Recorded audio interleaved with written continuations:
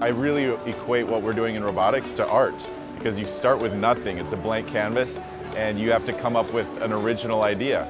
Not only do they have to build it and design it, they have to program it.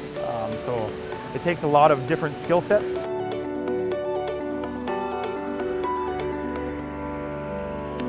We got to brainstorm how we're going to do a task, then we build a prototype, and then keep rebuilding and rebuilding until we figure that out. As an event, we meet up and as teams building robot throughout the year. So I've been learning how to talk to people, do interviews, presentations.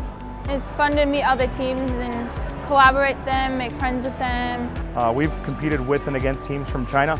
This one, you're with each other, you spend time with each other, you're working with each other, so you get to know each other a lot better.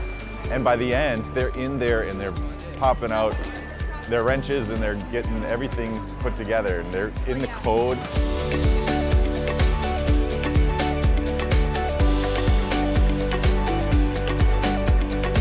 Most people in robotics do end up going into a STEM field. If you write on your resume that you've been in FIRST, you get in before anyone that doesn't have FIRST on there. And being in FIRST kind of helps get all those connections at job places and in colleges. It's probably the best preparation for a high school student to prepare themselves for a career.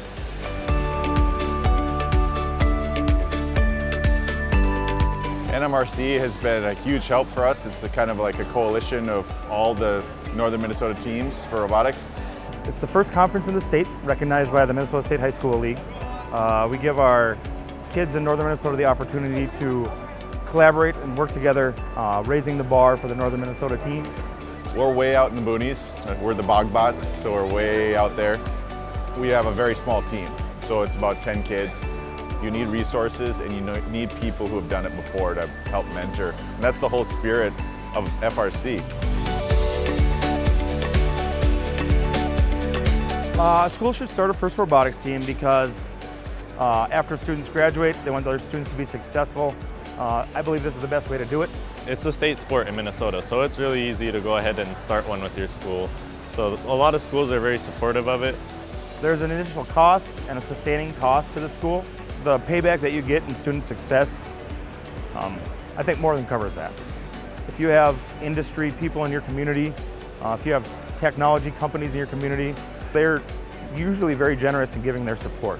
They help support you with the money, but as well as donating materials and tools.